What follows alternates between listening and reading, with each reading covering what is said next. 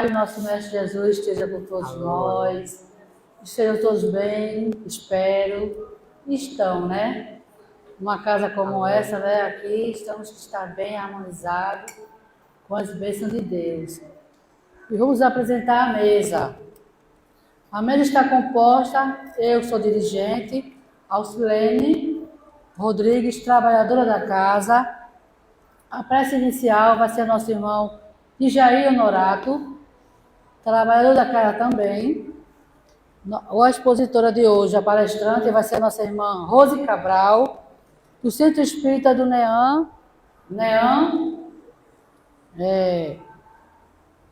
Povoamento da Terra, Adão e Eva, do Livro dos Espíritos, questão 49, 50 e 51. Vamos fazer a prece, vamos pedir a nosso irmão de Jair para que possa fazer a prece. Para que possa fazer a prece de início do nosso trabalho dessa noite.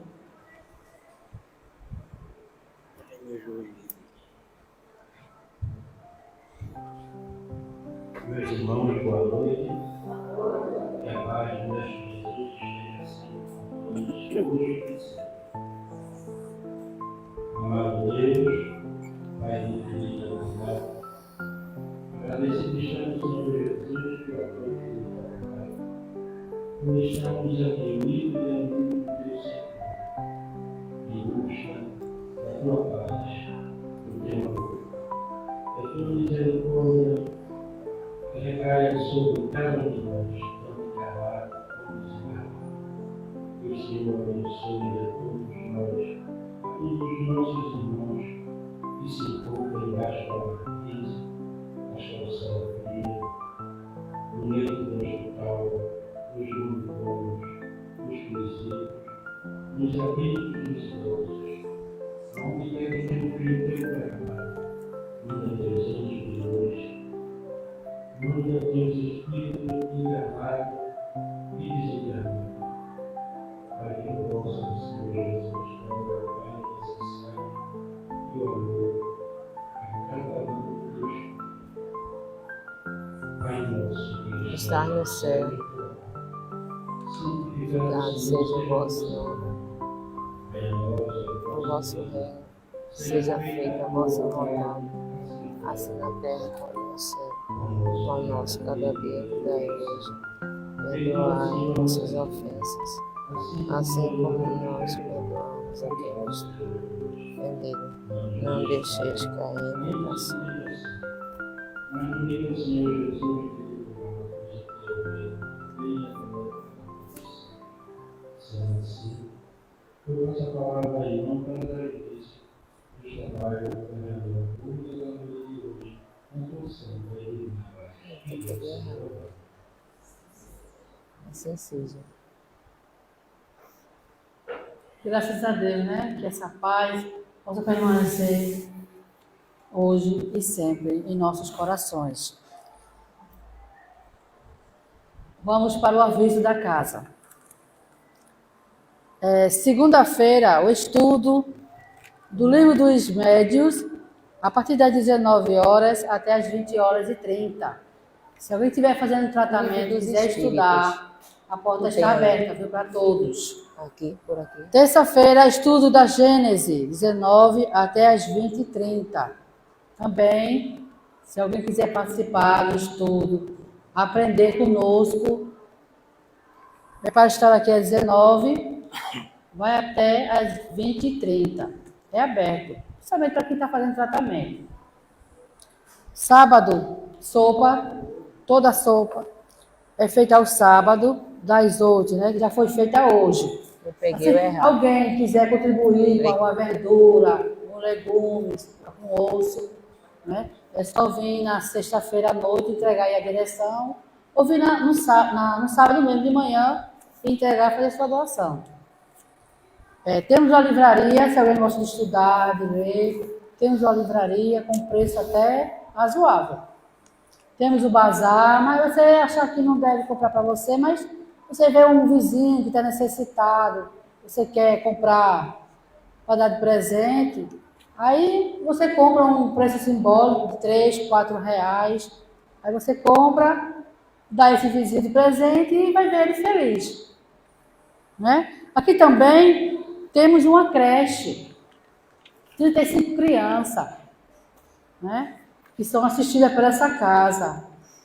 E amanhã temos também a campanha do quilo. A campanha do quilo a partir das 8 horas. Vai ser aqui na Vida Popular. O dirigente é Manuel. Se alguém quiser participar, que esteja amanhã de 8 horas. Para a nossa harmonização, a gente vai fazer a leitura do livro Pão Nosso, de Chico Xavier, pelo Espírito Emmanuel. 109, o item 109, 3 imperativos. E eu vos digo a vós, pedi, dá-se-vos-á. Buscai e achareis, batei e abri-se-vos-á. São palavras de Jesus. Lucas, capítulo 11, versículo 9. Pedi, buscai, batei.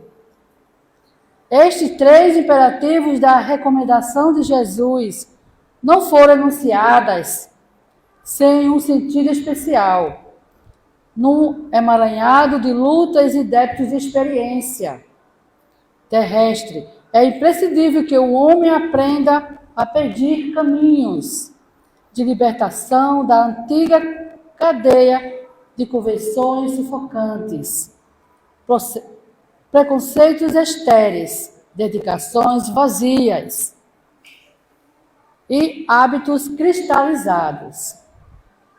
É necessário desejar com força e decisão a saída do escuro cipoal em que a maioria das criaturas perdeu a visão dos interesses eternos. Logo após, é imprescindível buscar. A procura constitui-se de esforço seletivo. O campo jaz repleto de solicitação inferiores, algumas delas recamadas de sugestões brilhantes.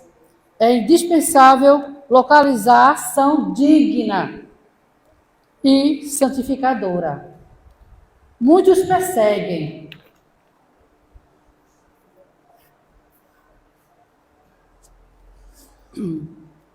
miragens perigosas, à maneira das mariposas que se apaixonam pela claridade de um incêndio.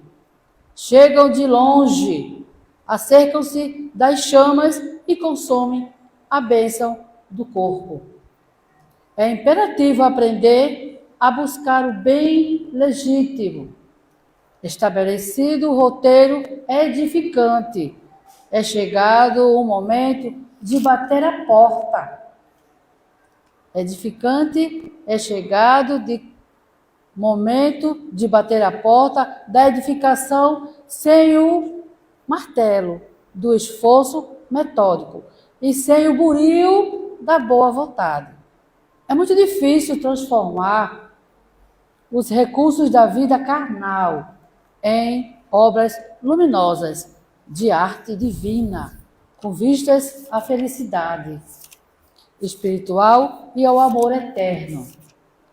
Não bastará, portanto, rogar sem rumo, procurar sem exame e agir sem objetivo elevado. Peçamos ao Senhor nossa libertação da animalidade primitivista. Busquemos a espiritualidade sublime e trabalhemos por nossa localização dentro dela, a fim de convencer-nos em fiéis instrumentos da divina vontade. Pedi, buscai, batei. Esta trilogia de Jesus reveste-se de especial significação para os aprendizes do Evangelho em todos os tempos. É quando a gente chega nessa casa, né? A gente pede, a gente busca e a gente bate e essa parte e essa casa abre, né, para nós, né? É a casa de Deus e a casa de Jesus. Então, vamos passar para a nossa reunião de hoje, para a nossa irmã Rose Cabral, do Livro dos Espíritos, Povoamento da Terra, Adão e Eva, do Livro dos Espíritos, questão 49, 50 e 51. Muita paz para todos e boa palestra para nós todos. Que Deus nos abençoe hoje, agora e sempre. Muita paz. Assim seja, né?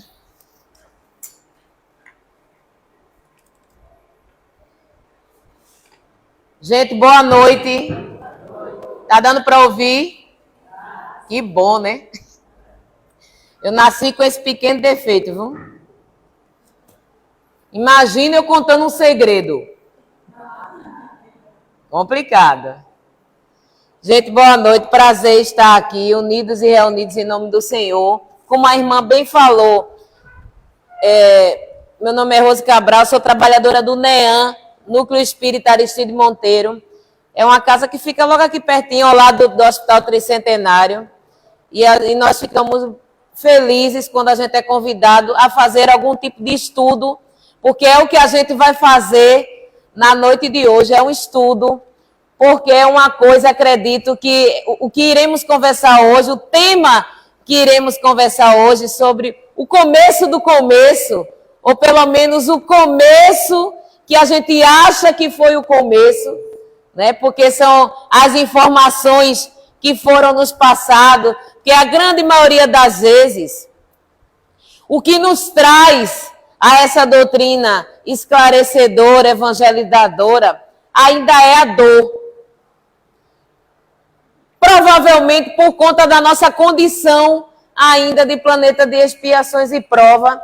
Então, o que faz a gente procurar o conforto e as leis de Deus para começar a entender o porquê que a gente sofre, ainda é a dor.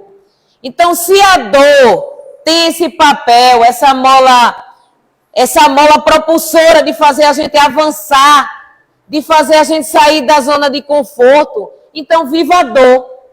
Né? A doutrina espírita começa a nos passar isso, que a dor não é algo paralisante. Né? Quando a gente começa a estudar o livro do Evangelho segundo o Espiritismo, quando a gente começa a entrar no capítulo 5 das causas, bem-aventurados os aflitos, aí eu fico imaginando, foi a primeira palestra que eu assisti, foi essa, bem-aventurados os aflitos, causa das nossas aflições. Se é por que a gente sofre, se é agora, se as causas são atuais, se são lá atrás. E foi tão bom assistir isso, porque a gente começa a entender que Deus não castiga. Olha que informação boa. Deus não castiga ninguém. Eu fiquei tão feliz com isso. Que eu cresci ouvindo, olha isso aí, olha, faça isso não, deu isso aí errado, castigo de Deus. Olha, você está com problema, está sofrendo, castigo de Deus, fez alguma coisa errada. Fulano está passando por uma doença, um problema enorme, eita, isso é castigo de Deus. Aí, quando eu era criança pequena em Barbacena, eu ficava imaginando, né? Meu Deus, que Deus é esse, né? Que Ele é bom, Pai justo, que nos é ensinado, e Ele castiga. Aí castiga uns e não castiga outro. E a culpa dos nossos males, dos nossos sofrimentos é dele. Ele está na mão de castigar. E aí vem essa doutrina esclarecedora e nos mostrar que Deus não castiga ninguém. A gente colhe Que planta. aquilo que planta. Olha que coisa boa. Aí a gente tira a responsabilidade do Criador e coloca nas nossas mãos. Aí o negócio complica, né? Que agora a gente não pode mais culpar Deus pelas coisas que não dá certo. A gente não pode, a gente já está sabendo disso. Nós já sabemos que a grande maioria das nossas dores e vicissitudes são causadas por nós, se não aqui, nessa reencarnação atual, lá atrás, onde a gente está colhendo hoje o fruto do que a gente plantou, já que a gente colhe unicamente aquilo que planta. Aí a gente descobre também que a dor pode ser até... A gente pode até não escapar desse processo de dor na atual conjuntura aqui na Terra. A dor é inevitável. Mas o sofrimento, a doutrina traz, nos informa que é opcional. Se a gente vai se arrastar por esse momento de dor, é opção nossa. Que a dor não vem com esse papel. Um dia desse eu vi um colega dizer numa palestra que a dor tem a função de um carteiro. Eu achei tão interessante isso. Qual é a função do carteiro? Levar uma mensagem. Chega lá com a cartinha na sua casa, levar a mensagem. Quando ele chega na sua casa para levar a mensagem, você vai amarrar o carteiro, não vai deixar ele ir embora mais? Não, você vai receber a mensagem e deixar o carteiro ir embora. Assim a dor veio com a mensagem, vem trazer essa mensagem. E o importante é que a gente aprenda com ela.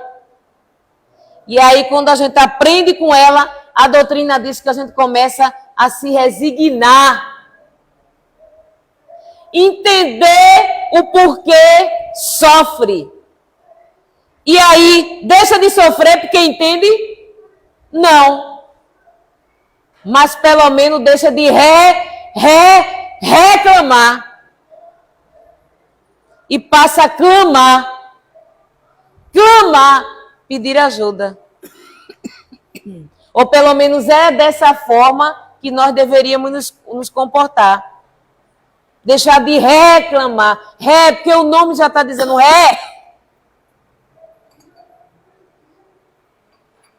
E aí, outra história que foi me passada, que é o que a gente vai conversar hoje, foi o começo da humanidade. Que começou com Adão e Eva.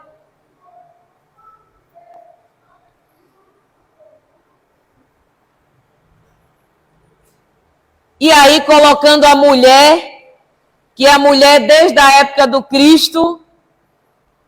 Por isso que o Cristo tinha um olhar carinhoso a todo, em especial a mulher.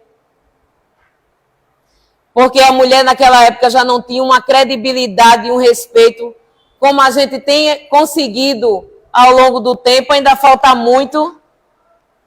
Entendemos que somos iguais, somos todos iguais, filhos do mesmo Pai. Mas já estamos, comparado com aquela época, bem a caminho. E aí veio a figura da mulher, que é dito a ela que podia, a Adão e a Eva é dito que poderia. Eva foi feita de uma costela, tirou-se uma costela do homem para se fazer Eva. E aí Eva, teimosinha, é dito a ela que não era para comer a maçã e ela come. E aí começa toda a situação desastrosa, pecadora. Essas são as informações que nos traz, né? Desde o começo. Com o passar do tempo, Eva e Adão têm Abel, Caim. Pela própria situação do pecado estabelecido já entre essa família, tem a desavença dos irmãos, um mata o outro.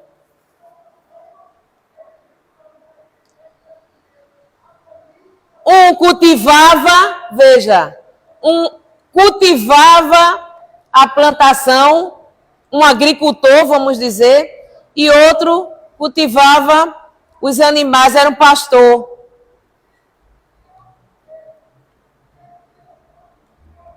O que sobrevive, conhece, vai para outra religião, outro local, localidade, conhece uma mulher, se casa e tem filho. Opa!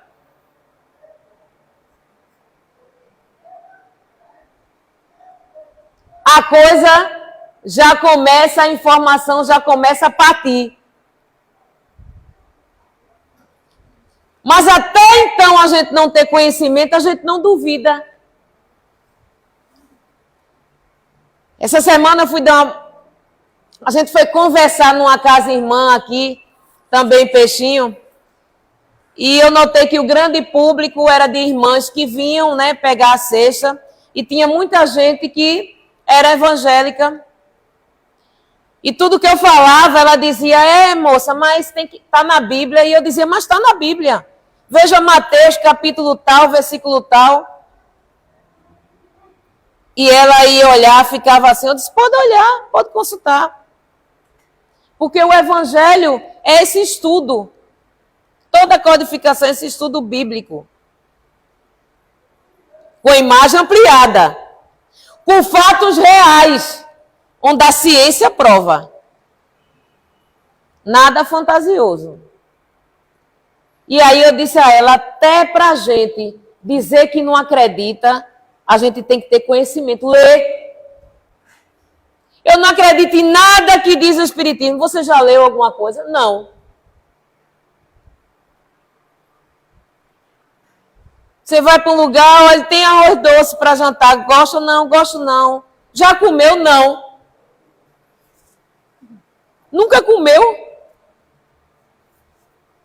Então, até para a gente dizer que aquela coisa é errada, a gente tem que estudar, ler toda a codificação, para a gente ver realmente se o que está sendo dito faz sentido. E aí, a gente começa com essa informação. E aí, a doutrina espírita, os estudos, porque Allan Kardec era cético, era estudioso, era professor, tudo tinha que ter uma comprovação, baseado nos fatos científicos. Então, imagino ele, quando começou a fazer essas perguntas do começo, ele já tinha essa ideia formada que tinha alguma coisa estranha nessa parte. E aí começou as perguntas no capítulo 3 do Livro dos Espíritos sobre essa questão. E aí estudos, que a gente vai ver daqui a pouquinho alguns textos que eu fui buscar, tem como o aparecimento da Terra, do orbe, 2 bilhões de anos.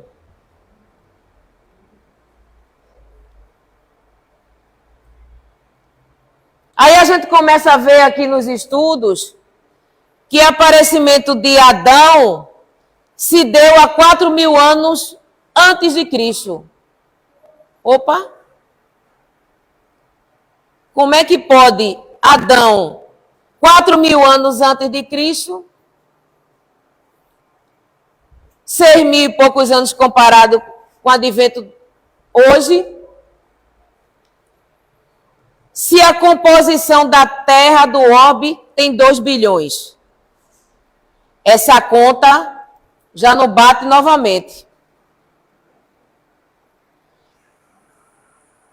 Então, vem lá, nesse capítulo 3, que trata da criação, formação do mundo, formação dos seres, povoamento da terra, Adão, diversidade das raças humanas, pluralidade dos mundos, considerações e concordâncias bíblicas concernentes à criação. Mais para frente aqui nas perguntas, ele faz esse confronto com as informações bíblicas. E aí na pergunta 50 diz: a espécie humana começou por um único homem? E o irmão diz: não. Aquele a quem chamais de Adão não foi o primeiro, nem o único a povoar a terra. Olha as informações chegando. Não foi o único, nem o primeiro a povoar a terra. E aí, Allan Kardec, na pergunta 51, poderemos saber em que época viveu Adão, então?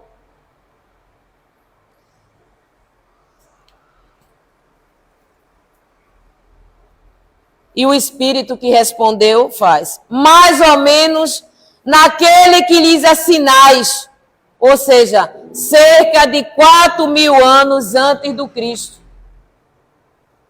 Aí Allan Kardec faz uma observação. O homem cuja tradição se conservou sobre o nome de Adão foi dos que sobreviveram em certa região alguns dos cataclismos que revolveram em diversas épocas a superfície do globo. E se constituiu o tronco de uma das raças que atualmente o povoam. As leis da natureza se opõem a que os progressos da humanidade, comprovado muito tempo antes do Cristo, se tenham realizado em alguns séculos, como houvera sucedido se o homem não existisse na Terra, senão a partir da época indicada para a existência de Adão. Ou seja, para que Adão fosse o começo, a Terra teria que ter existido há 4.000 anos antes do Cristo. Então, não faz sentido.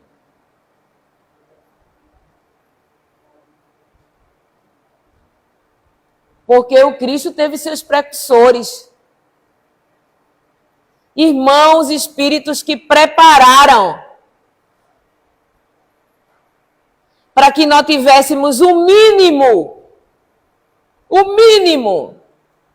de maturidade espiritual para entendê-lo.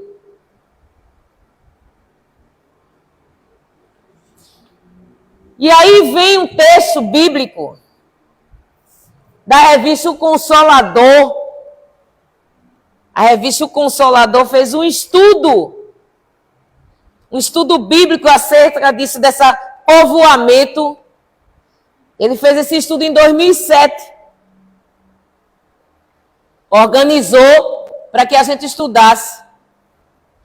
E ele começa dizendo assim: a Bíblia e a própria história da humanidade mostra que não descendemos de Adão e Eva,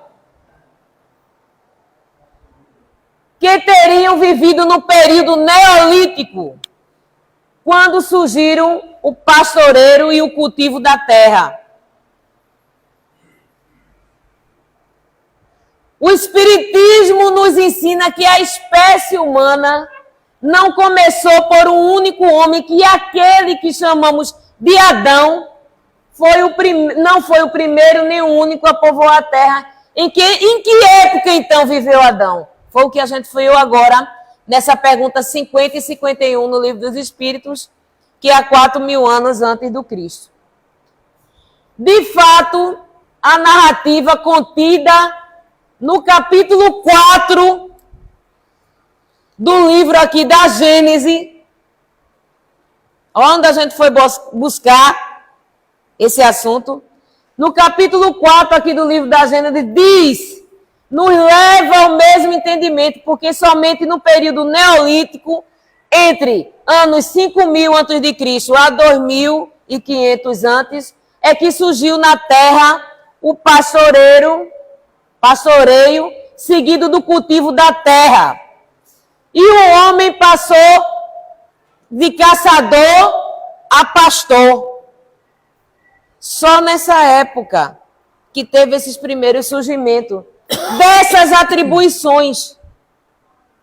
Ora, Caim cultivava o solo e seu irmão Abel era pastor.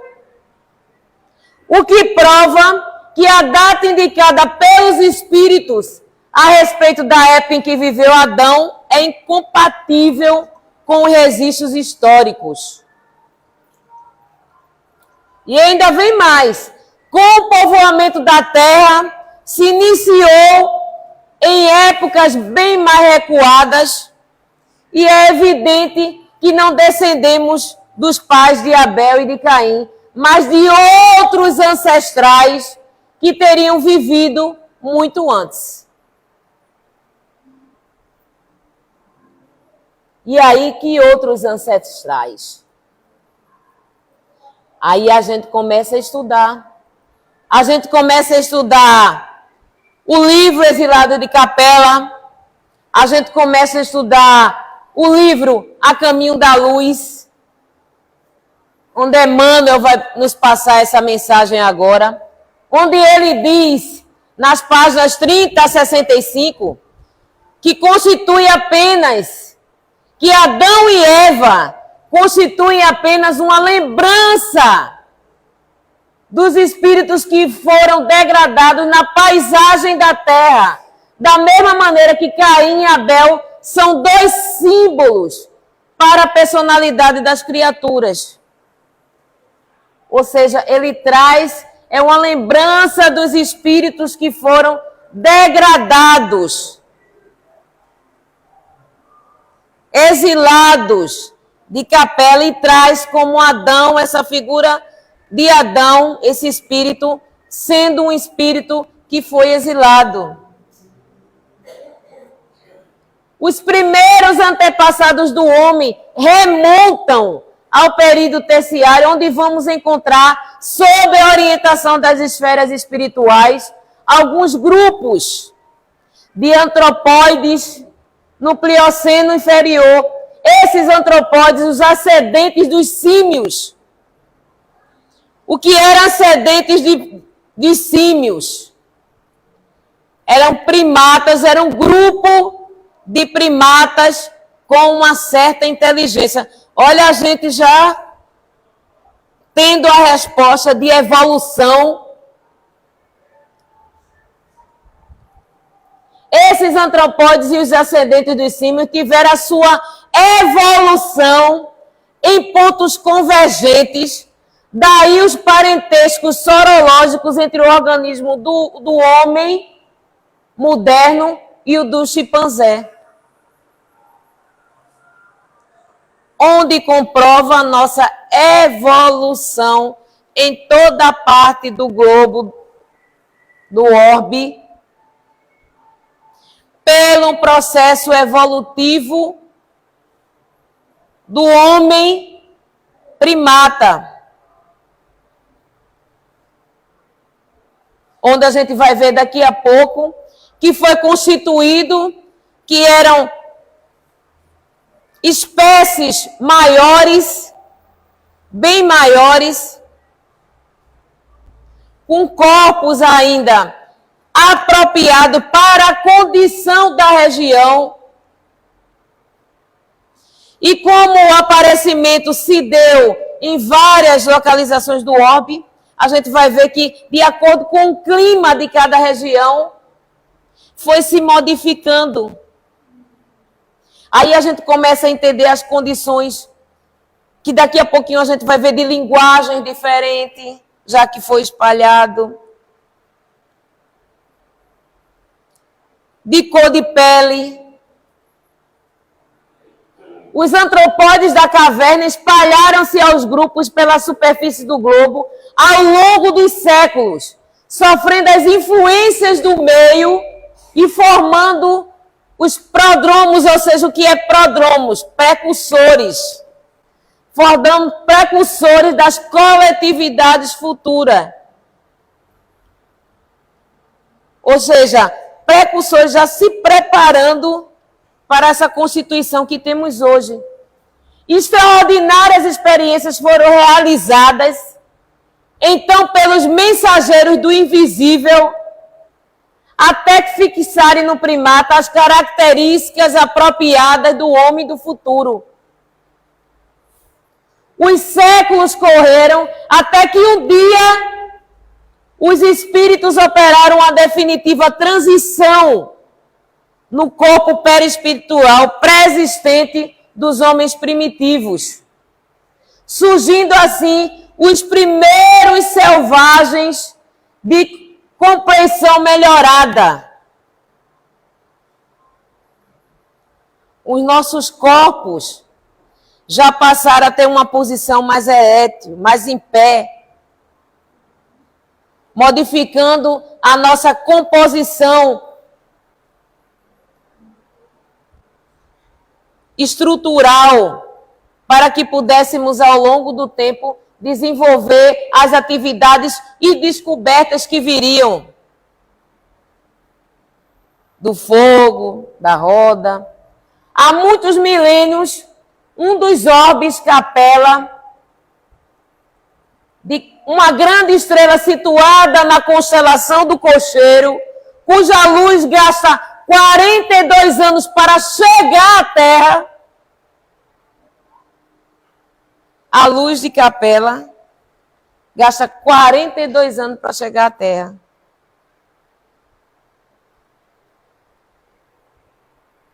Atingir a culminância de um dos seus ciclos evolutivos, ou seja, passou dessa fase de expiação e prova para a regeneração.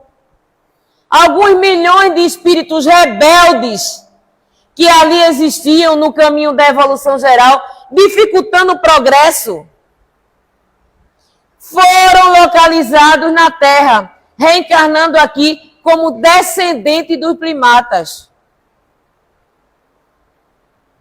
Aí a gente começa a entender que esses irmãos que foram trazidos de Capella para cá, exilados para cá,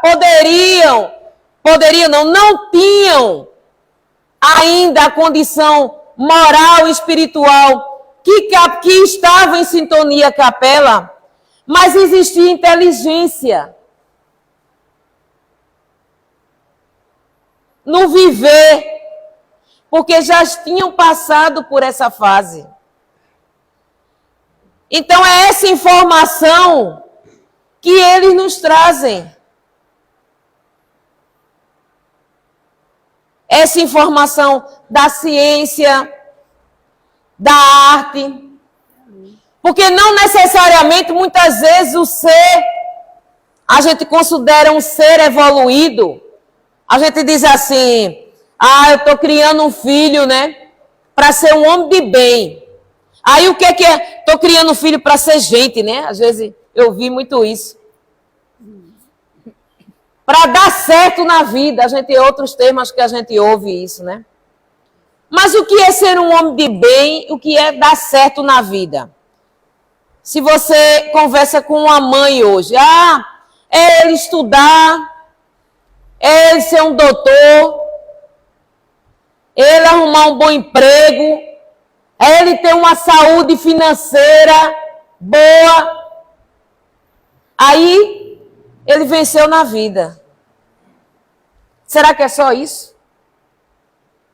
A gente viu aqui o que aconteceu com Capella.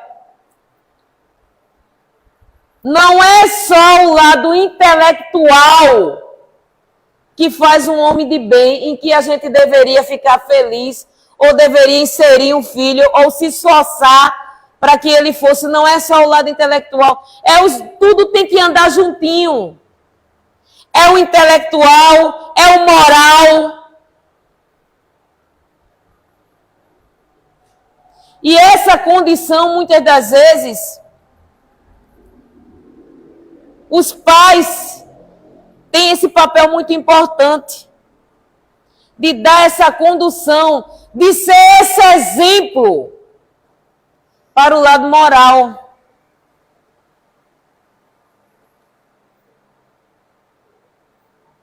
É aquela família que muitas vezes chega, olha, eu não quero que meu filho minta, olha, meu filho bebe, numa consulta fraterna, muita perreada porque meu filho bebe, meu filho fuma.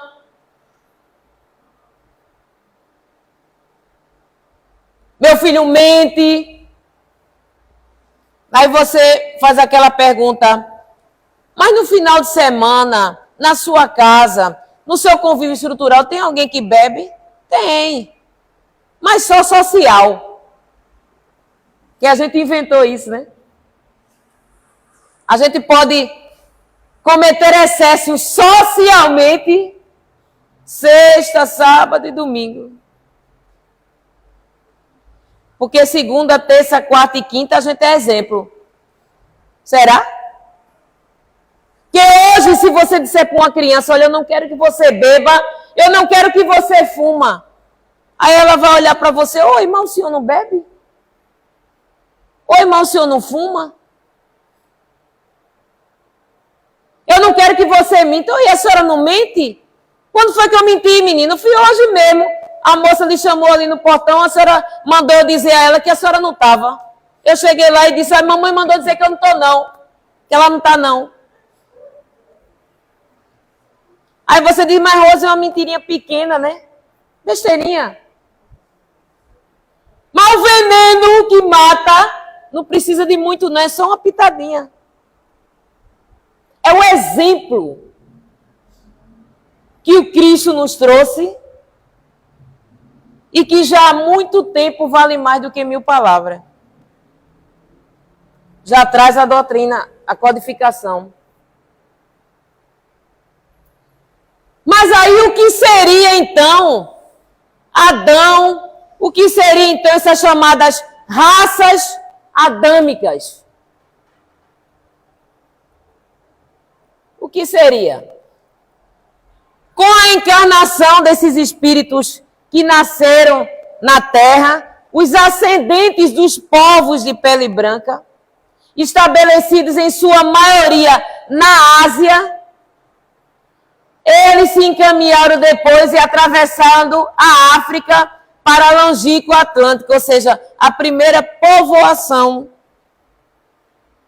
da terra foi na Ásia e na África.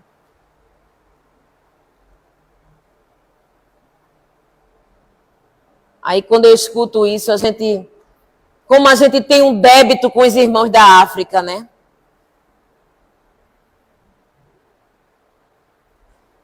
Primeiro,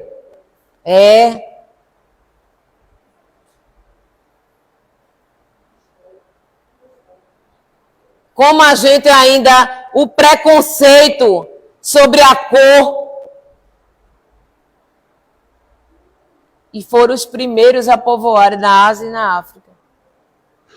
Por isso que no Brasil, no livro Brasil, Coração do Mundo, Pátria do Evangelho,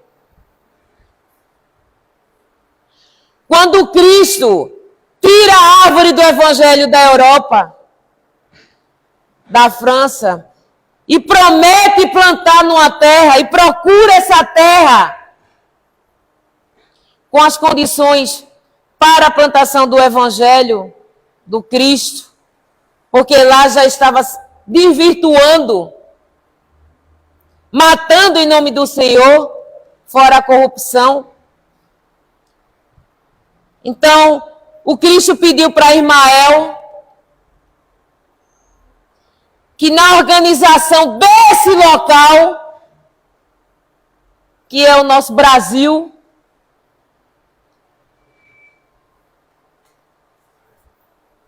trouxessem para a composição do mesmo os irmãos nativos do local, os irmãos do local, os irmãos da Mãe África,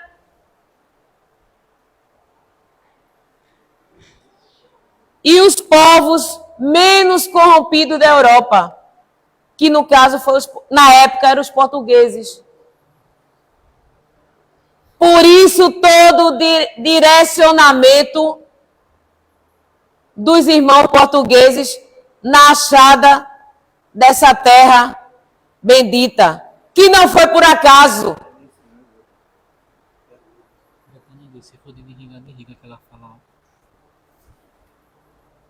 Houve a influência, a condução.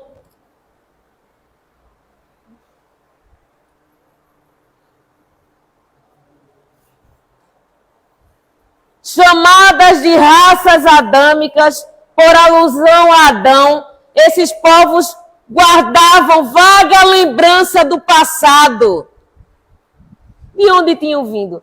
E as tradições do paraíso perdido passaram de gerações a gerações até ficarem arquivadas nas páginas da Bíblia. Com o transcurso dos anos, elas se reuniram em 4 grandes grupos que se fixaram depois nos povos mais antigos, obedecendo às afinidades que associavam no planeta que viveram, no sistema planetário comandado por Capela. Unidos novamente, eles aqui encarnados, formaram desse modo o grupo dos Árias, a civilização do Egito, o povo de Israel e as caixas da Índia. Dos Árias descende a maioria dos povos brancos da família indo-europeia, incluindo os latinos, os celtas, os gregos, os germanos, os eslavos, além de formarem precursores de toda essa organização das civilizações futuras. Elas introduziram os mais largos benefícios nos seios dos povos de peles amarela e negra, que já existiam no planeta. Na ocasião da chegada dos exilados de Capela, acrescenta Emmanuel, o primata hominis se encontrava arregimentado em tribos numerosas, em grupos, os primatas, já aqui vivendo em caverna, ainda com um objetivo único de sobrevivência. Mas esse instinto de sobrevivência foi que ele fez em desenvolver a inteligência em busca do fogo para se aquecer no frio, do alimento, da caça, do plantio. Dos espíritos degradados, o que constituíram a civilização egípcia, foram os que mais se destacaram na prática do bem e no culto da verdade. E eram eles os que menos débitos possuíam perante o tribunal da justiça divina.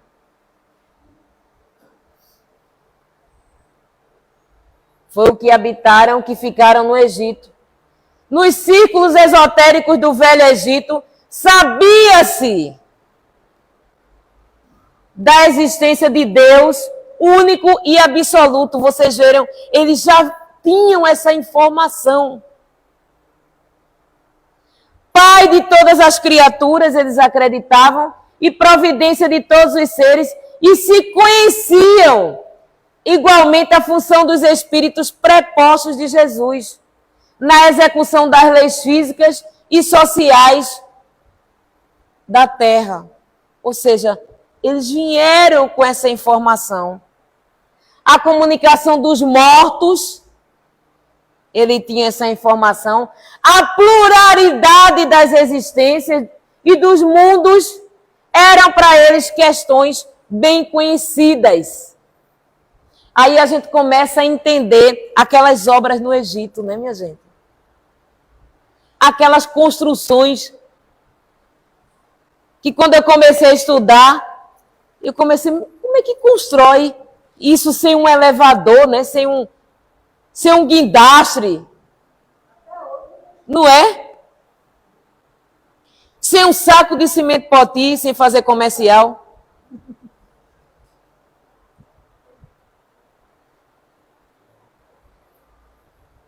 Né?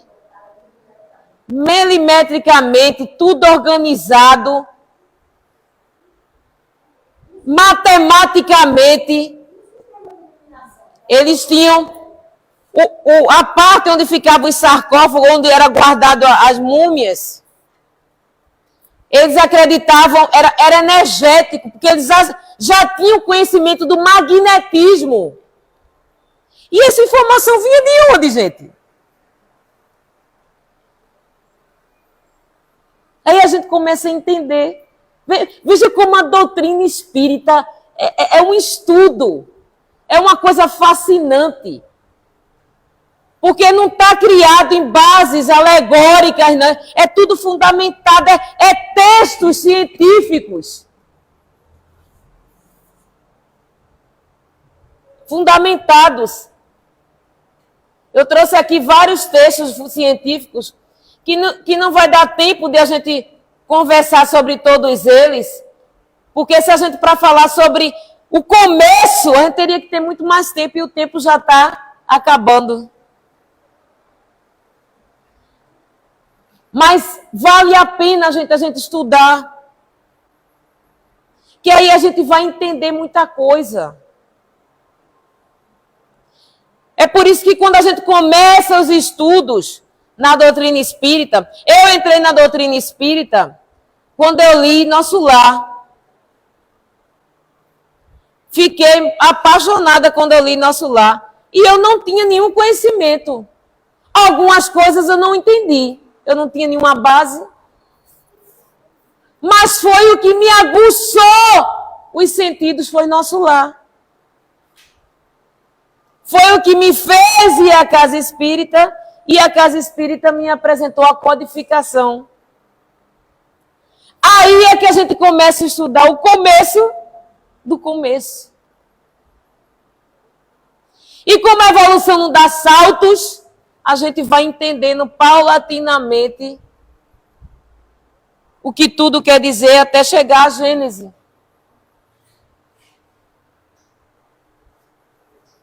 A explicação da origem da raça humana na Terra é um tema muito controvertido, ou pelo menos era alguns minutos atrás. Eu espero. Contando com versões, várias versões, índole material, filosófica, evolucionista e mesmo puramente religiosa, fundadas em certos casos em interpretação literal de textos bíblicos. Na realidade, na falta de elementos e de registros históricos fidedignos que permitam ao homem descrever a sua ancestralidade, pulverizam-se várias versões sobre o tema. Mas se tem uma coisa que a gente pode ter certeza a despeito de tal polêmica, é que os espíritos da codificação deixam claro nesse ponto dessa pergunta número 50, do que diz respeito ao povoamento, onde a raça humana não começou com um único homem, com Adão.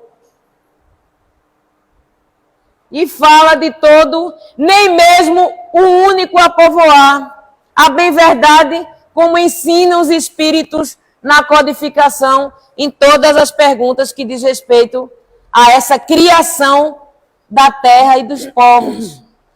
Então, muitas das vezes, a gente quer começar a entender sobre essa doutrina esclarecedora, sobre o nosso orbe, pelos romances, que são ótimos, são legais, mas é importante a gente ter o conhecimento de como se formou, do começo, da Constituição aqui do Brasil. Esse livro, gente, Brasil, Coração do Mundo, Pátria do Evangelho, todo mundo deveria ter lido.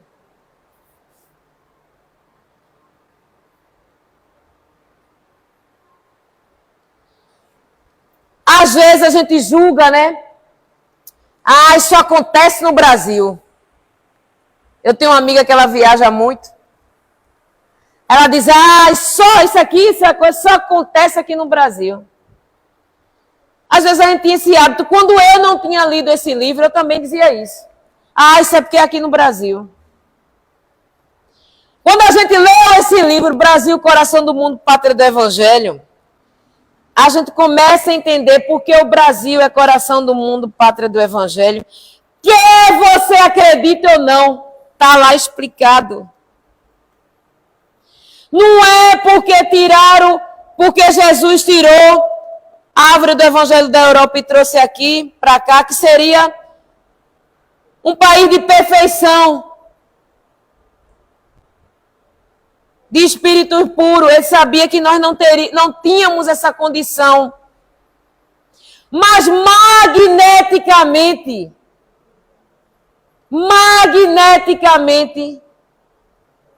e aí vocês têm que ler para saber. O Brasil é coração do mundo, sim. Pátria do Evangelho, sim. Porque aqui teve condições espirituais, morais, para a gente se transformar. Tantos espíritos que vieram da treva para reencarnar aqui. Eu lembro quando Ismael disse, quando começaram a ver os irmãos da África sendo escravizados, a Ismael, está no livro, Coração do Mundo, a Ismael pede uma audiência com Jesus, que ele já viu os irmãos portugueses escravizando os irmãos da África, escravizando os índios. Ele já estava vendo que meio que aconteceu o que estava acontecendo na Europa. Então ele pede uma audiência com Jesus para... E o livro fala, parece que a gente está assistindo, quando a gente começa a ler, o livro fala que Ismael senta na frente de Jesus e chora. O anjo chora. E Jesus fala, Ismael, o que é que acontece? O que é que está acontecendo? E ele chora. Senhor, o Senhor pediu para trazer os irmãos da mão é África para compor essa terra bendita. O Senhor pediu para que ela fosse composta também pelos irmãos menos corrompidos da Europa. Vieram os portugueses. O Senhor pediu para a gente também ter os nativos da região. O Senhor precisa ver o que estão fazendo, o que os irmãos da Europa estão fazendo com os irmãos da África, com os nativos. E chora. Jesus, eu imagino essa cena, porque o livro traz tão perfeito que a gente começa a imaginar essa cena, né? Jesus olha para ele e diz, Ismael, fique tranquilo. Eu tenho a solução. Ele disse, pois não, Senhor. Qual é a solução? Ele fez, você vai nas profundezas da terra e vai trazer os políticos mais corruptos da humanidade. Aí no livro diz que Ismael olha para ele. Você vai trazer os irmãos, vai lá na profundeza da terra e vai trazer também os irmãos que falharam na Inquisição.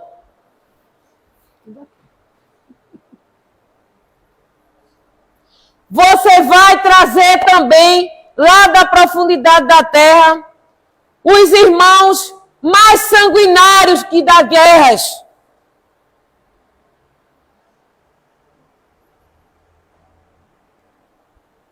Imagina a cena, Ismael olhando para Jesus.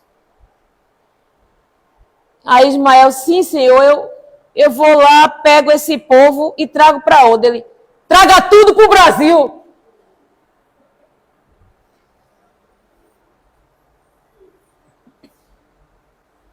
Imagino que Ismael deve ter dito, meu Deus, eu fui atrás de uma solução. Traga tudo para o Brasil. Por que ele disse isso? Porque aqui era o hospital do Cristo. Estava preparado para ser o hospital do Cristo. Aqui esses irmãos que falharam teriam condições de evoluir. E uma das provas hoje é que hoje a gente está aqui assistindo, tentando, estudando todo mundo, tentando nos melhorarmos. Nas pequenas coisas ainda, porque a evolução não dá salto e a gente não tem condições ainda de virar anjo de uma hora para outra. Mas nas pequenas coisas, nas nossas ações, naquela vaga do estacionamento que a gente vê deficiente e gestante. Aí a gente nem é deficiente, nem é gestante, nem é idoso. Então a gente já não vai botar o carro ali, que é errado.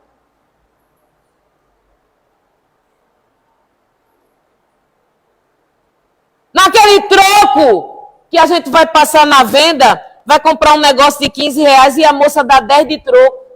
Eita, coisa boa, eu recebi R$5 a mais. Coisa boa para quem? Para você? E a moça que pode ter perdido o emprego no final do dia? Aquele objeto que a gente achou não é nosso. Por que ficar feliz se achou, onde deveríamos ficar mais felizes ainda em devolvê-lo? Então é nessas pequenas ações que a gente já viemos de situações muito mais penosas e pesadas. Mas estamos hoje na nossa melhor versão.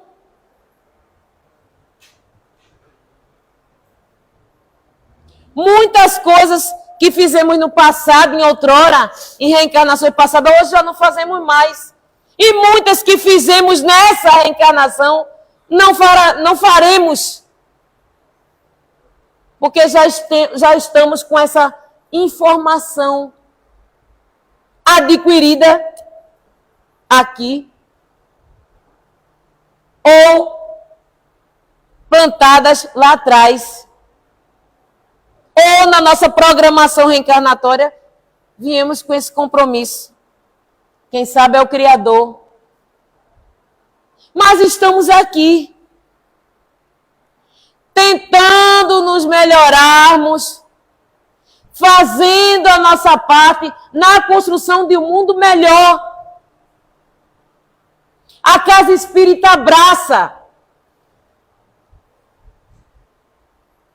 orienta, indica, mas quem se transforma, as coisas só vão melhorar se a gente se transformar.